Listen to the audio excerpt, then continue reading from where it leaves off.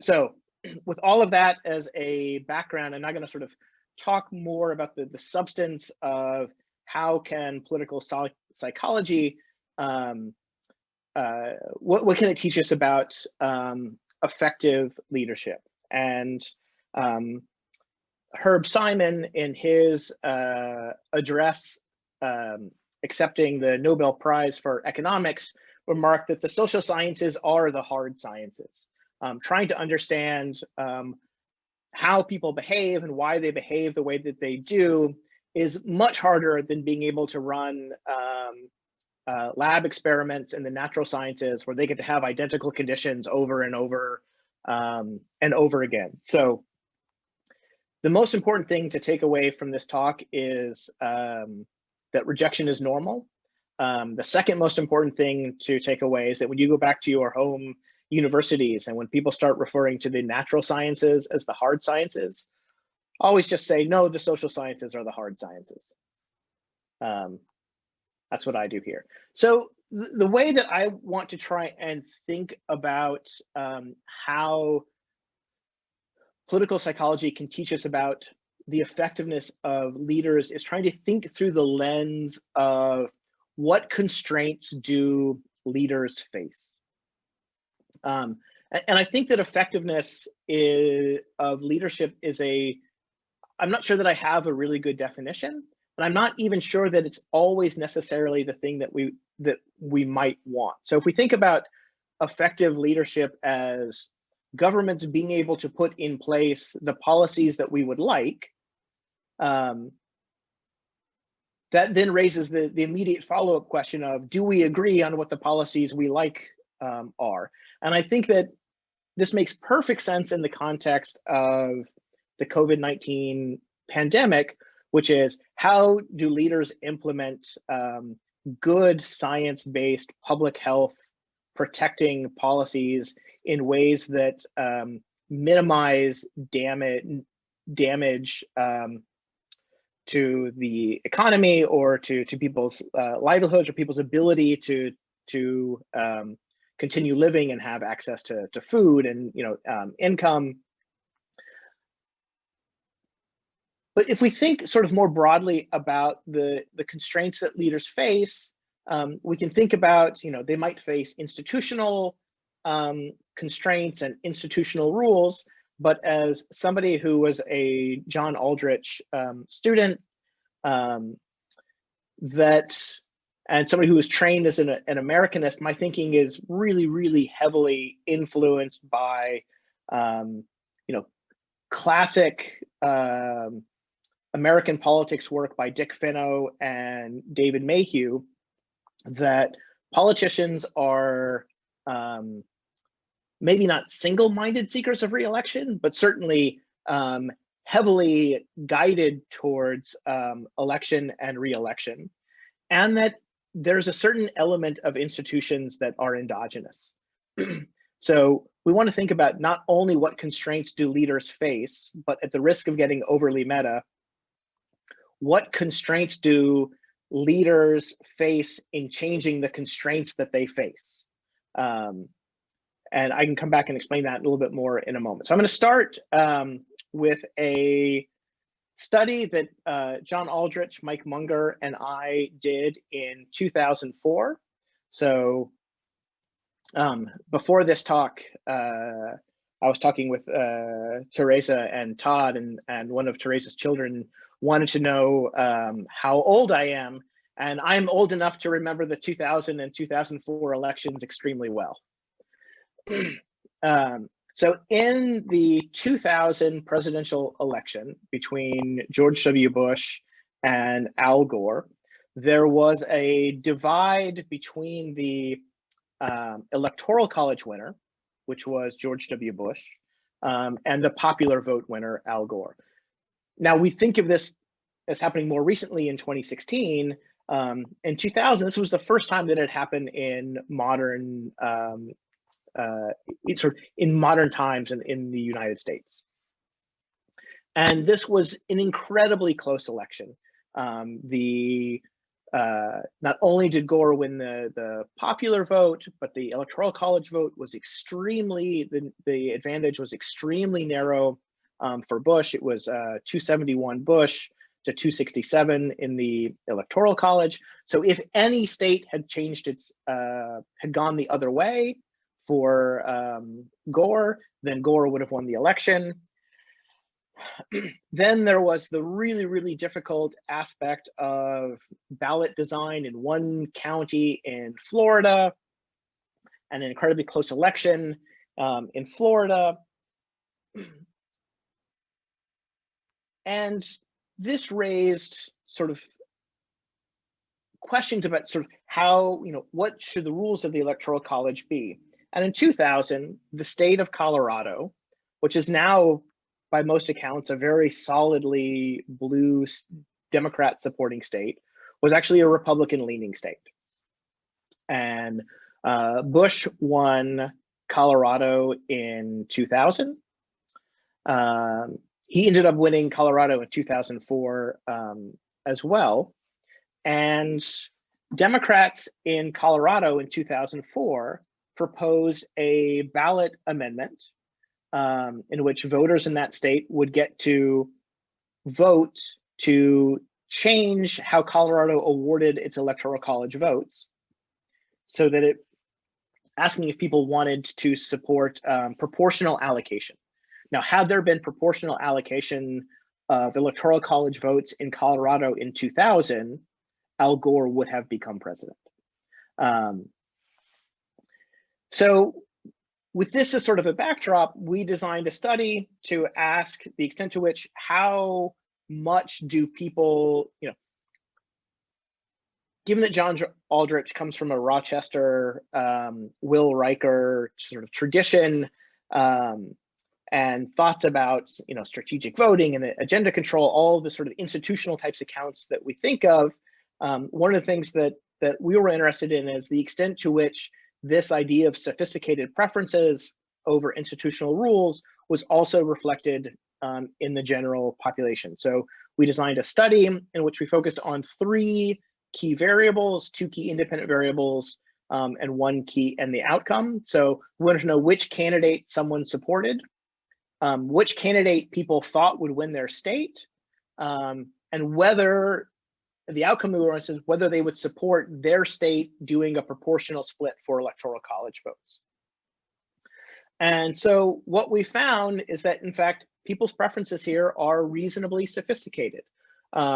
For Bush voters that thought that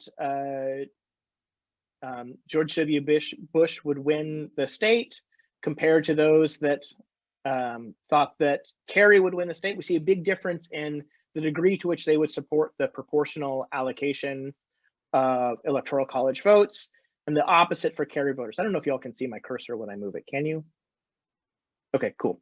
And so for Kerry voters, when they think that George W. Bush is going to win the state, are far more supportive of proportional allocation, and then it goes way down as they think that John Kerry is going to win the state. So there's a there's a level of sophistication in the electorate in terms of their willingness to support particular institutional rules, depending on how they think how those institutional rules will affect the outcomes that they want.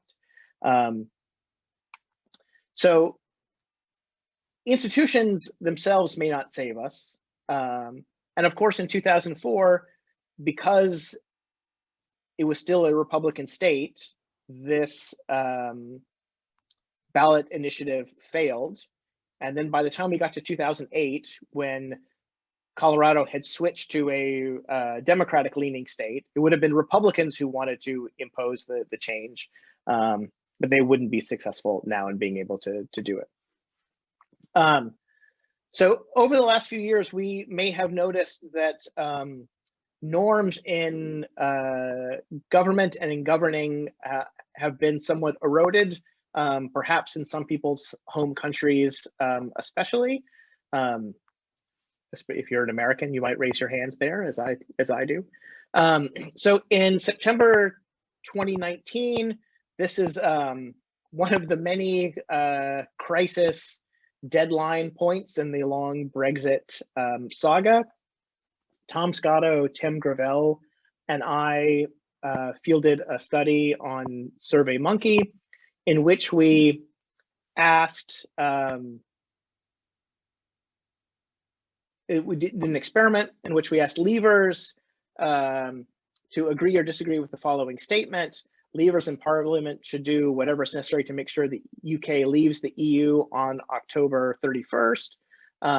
And then randomize whether or not they receive this additional clause, even if it breaks the conventions of our unwritten constitution.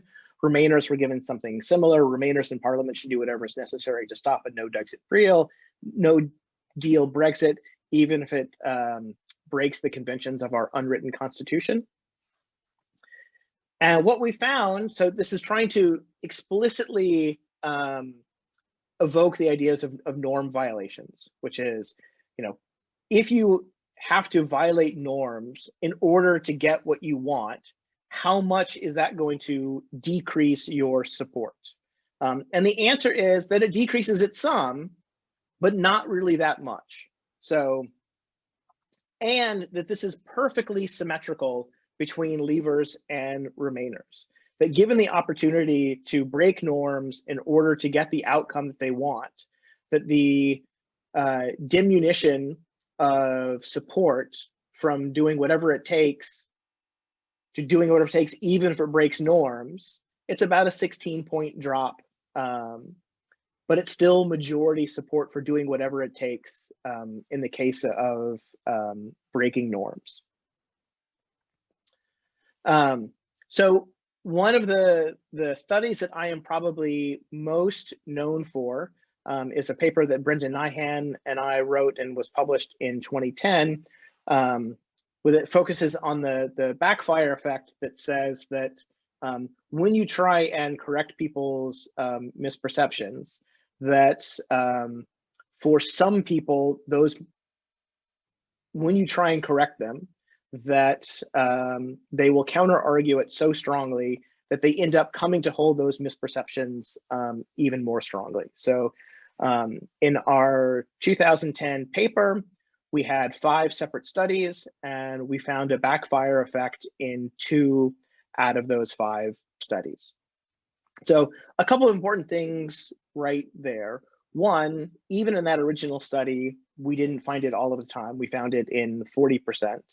And in the last 10 to 15 years that we have been doing this work, both Brendan and I have really dramatically brought down our estimates of how frequently backfire effects occur. I think both of us think that they still happen, but they happen relatively rarely. And I think that this is good news, and I think that this matters in terms of trying to think about effective leadership in the context of a pandemic. Is that one of the sort of downsides is that this backfire effect narrative and the ubiquity, even though we never said this always happens, but there has been a sort of popularized account of this, that this always happens, and that it particularly happens among conservatives, which is not something that we ever strongly argued. Well, that's where we found it. We never argued that it was something that only happens with conservatives. And the reason I bring this up is that we've done a lot of work trying to show the effectiveness of fact-checking for trying to improve the accuracy of people's beliefs about politics and health. But I also think that there's another thing that both Brendan and I believe, is that fact-checking plays an important role, not just because it might help voters or help the public, which we think that it does, but that it also importantly can alter or change the incentives that politicians face for lying or not telling the truth or being inaccurate. So the way that we designed our study to try and test this is in an election in the US, And this is now old enough that I can't remember which election it was. I think it was 2012.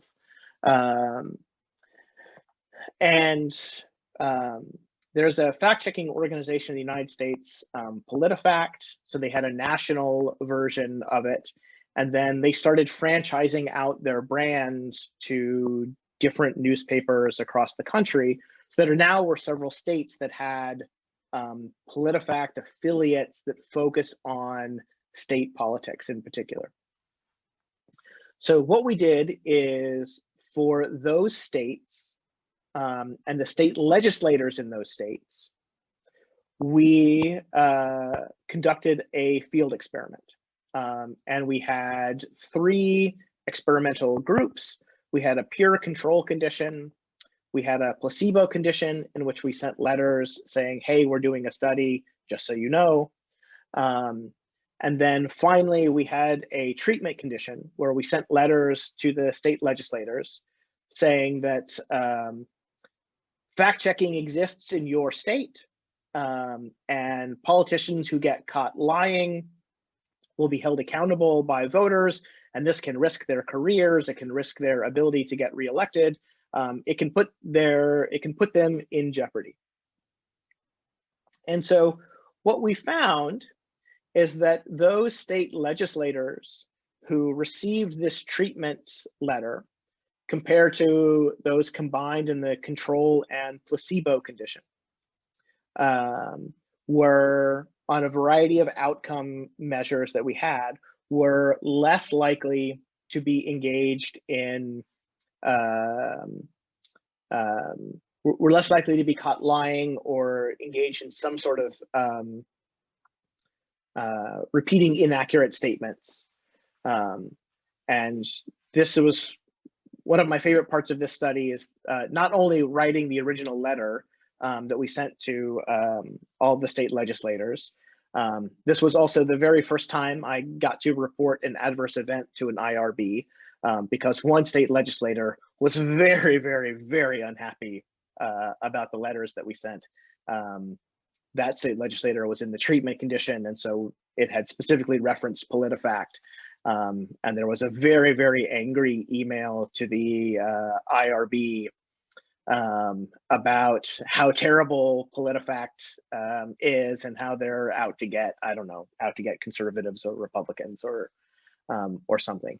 But in order to try and come up with an outcome measure measuring truthfulness or inaccuracy, one of the things we looked at were actual PolitiFact ratings, but we also did text searches within LexisNexis of trying to find stories that were catching politicians in not telling the truth or lying. And so we had to come up with the really, really long list of every way that we could possibly think of as a synonym for lie. And I just remember that our text search key included the word hornswoggle, which is a word that we don't use very often, but just in case, we had it in there. So now I'm going to talk about how, so while fact checking, it may play a useful role in being able to limit the misinformation that politicians spread, fact checking also can be valuable for those people who receive it. Before I talk about that, I want to say one other thing, is that one of the things that people often point to when we talk about this study or talk about how fact-checking can create disincentives for spreading misinformation is people will say, well, politicians still lie. And we know that politicians still lie, and we see really, really overt examples of lying politicians, including people who will, less than 1 week from today, no longer be president. And I think that it's really important to point out that just because politicians continue to lie or mislead or exaggerate or spin, that doesn't mean that fact checking as disincentive doesn't work. One of the things that makes this type of work really, really difficult, and why it has to be experiments or field experiments that try and measure it, is that it's really, really difficult, I would go so far as to say impossible, to count the number of lies or untruths that are not told.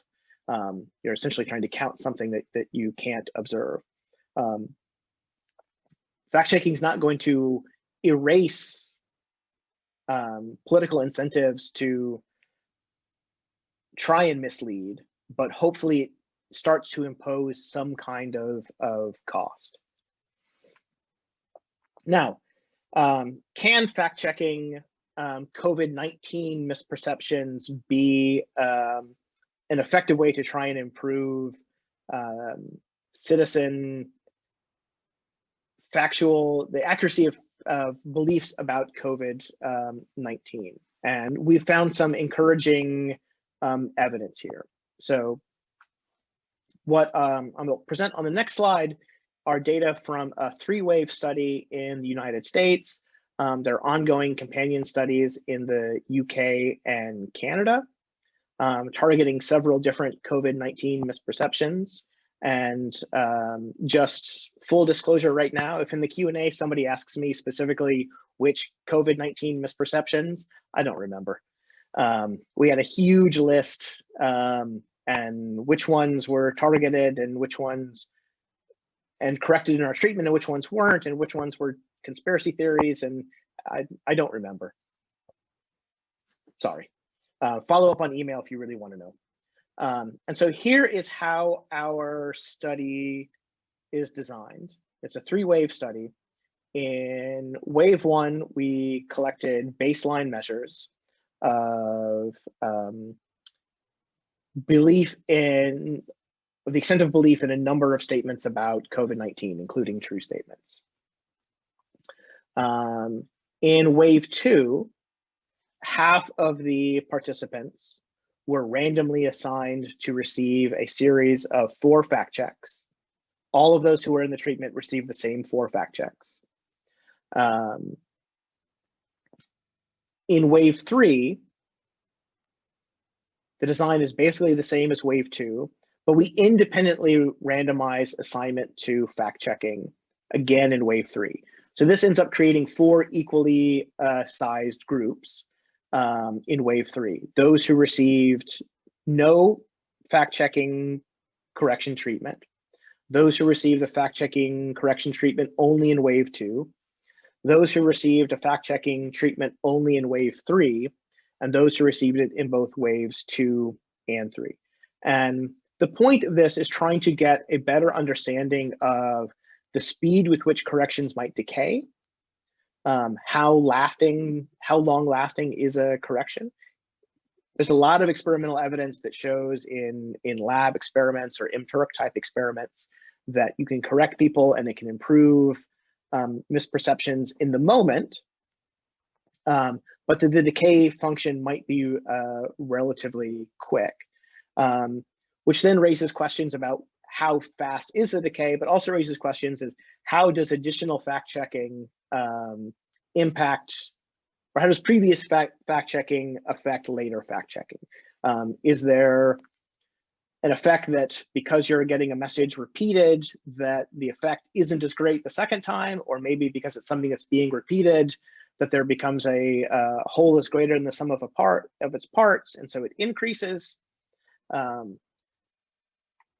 And so what we find in this graph is a little bit, I think a little bit tricky to follow, so I'll do my best to explain it. This first panel here are our outcome measure of the misperception questions that were being targeted by our fact checks in wave 2. This dashed horizontal line is what the value for the control condition is. Those people who receive no fact-checking content at any point in the study. This gray column here represents the people who received fact-checking in wave 2 only. This blue column represents the people who received fact-checking in waves 2 and wave 3. And here we see similar declines in belief in inaccurate statements from receiving a treatment. And as we would expect, because they have not yet received the wave 3 treatment, there's no difference between those measured at wave 2 who received either wave 2 or wave 2 and wave 3 treatments. For those who only received wave 3 treatment, the correction, which of course they haven't received yet in wave 2, they're indistinguishable from the control condition. So we see clear evidence that when people receive corrective information, when they get it in wave 2, and then later in wave 2, we ask them these questions, that it has a beneficial effect in reducing belief in COVID-19 misperceptions. Now, when we turn to wave 3, what we find is that those who only received the correction in wave 2 are almost all the way back to the baseline. And in fact, the confidence interval here just slightly goes over 0. So it looks like there's a decay here. And some analyses that we're still working on, it looks like that there is some variation here, and that actually for people who needed the correction, that is, they were relatively high in the misperception in the first place, it does look like that there are some lingering effects. And part of this has to do with it. There's enough people who don't believe these things. There's nowhere for some people to go on this. For those who got the corrections in wave 3, so either they only got it in wave 3 or they got it in wave 2 and 3, we see large decreases in the belief in misperceptions. But we don't see a particularly large difference between those who got it in wave 3 only versus those who got it in wave 2 and wave 3. So we spent a lot of time working on a pre-registration for this, trying to think through all of the different ways in which receiving fact-checking twice could possibly affect whether it could there could be a positive interaction or a negative interaction. We got a non-significant interaction, and my memory is that the point estimate is pretty close to 0. I have no idea how long I've been talking. There's my contact info. I'm happy to take a whole bunch of questions about these studies, about the stuff at the beginning about rejection being normal. That's y'all's time. Whatever you want to ask me about, I'm happy to do my best to try and answer. So thank you.